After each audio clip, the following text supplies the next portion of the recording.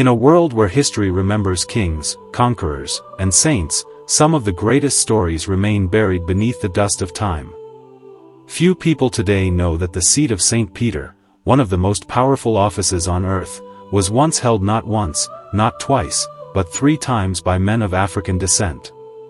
Yes, long before the Renaissance popes, long before the cathedrals of Europe rose toward heaven, Africa gave the world 3 popes, Victor I, Miltiades, and Gelasius I. Their legacies shaped the church we know today, and yet, their names are often erased from the collective memory of Christianity. How did this happen? Stay with us because that's the reason why we are here to find out. And the big question still remains, why does history barely whisper their names, when their influence still echoes in the foundations of the Catholic faith? Watch till the end as we continue to dig the past buried.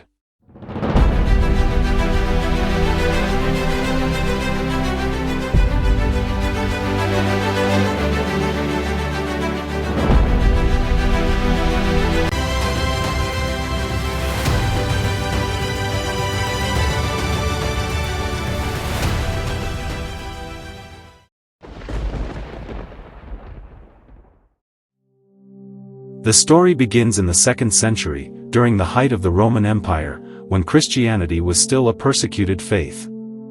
In 189 AD, Pope Victor I, born in the Roman province of Africa, in what is now modern-day Libya or Tunisia, ascended to the papal throne. He was not a silent figurehead, he was bold, decisive, and unafraid to challenge the traditions of the empire. Victor I became the first pope to declare Latin as the official language of the Church, transforming Christianity from a foreign sect into a religion of the people. He also faced one of the Church's earliest theological disputes: when to celebrate Easter. It was Victor who insisted it be celebrated on Sunday, establishing a rhythm that still shapes the Christian calendar 2,000 years later. Yet few know his name. A century later came Pope Miltiades, another African-born leader who guided the Church through one of its most fragile transitions, from persecution to recognition. When Emperor Constantine legalized Christianity in 313 AD, Miltiades received the Lateran Palace from the emperor himself, what would later become the official residence of the popes. Under Miltiades, the Church stepped out of the catacombs and into the heart of Rome. The faith that had once been hunted was now rising in the open. Then came Pope Gelasius I in 492 AD, one of the most brilliant theological minds of his time. Born in Roman Africa, Gelasius became a voice of authority that stood toe-to-toe with emperors. It was he who declared the doctrine of the 2 powers, that the spiritual authority of the Church and the temporal authority of kings must remain distinct. This idea would later shape centuries of political thought in Europe. Gelasius also helped formalize the celebration of St. Valentine's Day, a lasting cultural echo from an African pope who understood the depth of love and faith. Yet, for all his contributions, his African heritage has been brushed aside by centuries of Eurocentric storytelling. After Gelasius, history changed. The Roman Empire collapsed. North Africa, once a vibrant center of Christian theology and learning, fell to waves of invasion, first by Vandals, then by Byzantines, and finally by Arab forces in the 7th century. Churches were burned, libraries lost, and the connection between Africa and the papacy severed. The Church's power migrated north, to Rome, France, and eventually the heart of Europe. From then on, the story of the Church became overwhelmingly European. The Vatican became an Italian fortress, and over the next 1,500 years, no African would ever wear the papal ring again. But why? Why has a continent that now holds one of the fastest-growing Catholic populations in the world not produced another pope? The answers are complex, and deeply woven into history, politics, and power. If you've watched till this end, comment African the Great. We continue. First, the balance of power within the Church has long been centered in Europe.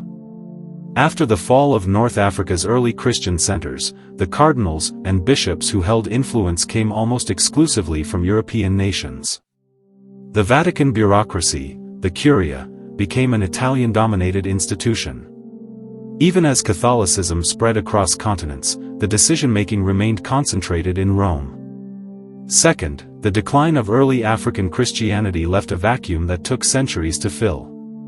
When colonialism reached Africa, the Church returned, but under European control.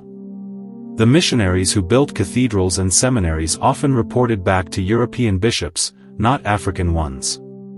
It took centuries for African clergy to rise to the rank of cardinal, and even today, though Africa has nearly 20% of the world's Catholics, over 280 million souls, its representation in the College of Cardinals remains relatively small. And yet, Africa's faith is booming. From Nigeria to Congo, from Uganda to Kenya, cathedrals overflow with believers. The Church in Africa is alive, vibrant, youthful, and deeply spiritual. But within the walls of the Vatican, power often moves slowly. Some scholars describe the papacy as an Italian monopoly, a system that has struggled to adapt to its own global growth. When Pope Francis passed away in April 2025, many believed the time for change had finally come. The conclave that followed was the most diverse in the history of the Catholic Church. Of the 135 cardinals eligible to vote, more than half were appointed by Francis himself, men from Asia, Latin America, and Africa. For the first time, the College of Cardinals was less European than ever before. For days, the world watched the smoke rise from the Sistine Chapel, black at first, signaling indecision. Behind the sealed doors, cardinals prayed, debated, and cast their votes, each ballot carrying the words, "Elego in summum pontificem," meaning, "I elect as supreme pontiff." Among the names whispered as possible successors were several African cardinals, including those from Nigeria, Ghana, and the Democratic Republic of Congo. The dream of an African pope no longer felt like a fantasy, it was within reach. But as history repeated itself, influence and old alliances still shaped the outcome. The world waited for white smoke, but it was not yet Africa's turn. Still, the winds of change are undeniable. The Church is no longer European in spirit, it is global. Its heart beats strongest now in the global south. Africa's churches are full, its seminaries thriving, its people fervent in faith. The question is no longer whether Africa deserves a pope, but whether the Vatican is ready to see itself in Africa's reflection. So as we stand in this moment of history, one question lingers in the hearts of millions: what will it take for the next pope to come from Africa? Will the Church that once crowned African men in its earliest centuries once again look to that continent for leadership? Or will it continue to let the story of its African legacy fade into the background? Maybe the next conclave will finally see beyond borders, beyond politics, beyond centuries of habit, and recognize the living spirit of the African Church that has carried the gospel through poverty, persecution, and hope. The story of the African popes is not just about the past, it's about the unfinished promise of the present. So we ask you, when the smoke rises next time, whose face will appear on that balcony? And when the world hears Habemus Papam, will it be Africa's turn to speak? Drop your thoughts on the comments section. Stay curious, stay questioning, and never forget that the future of faith may once again be written in Africa.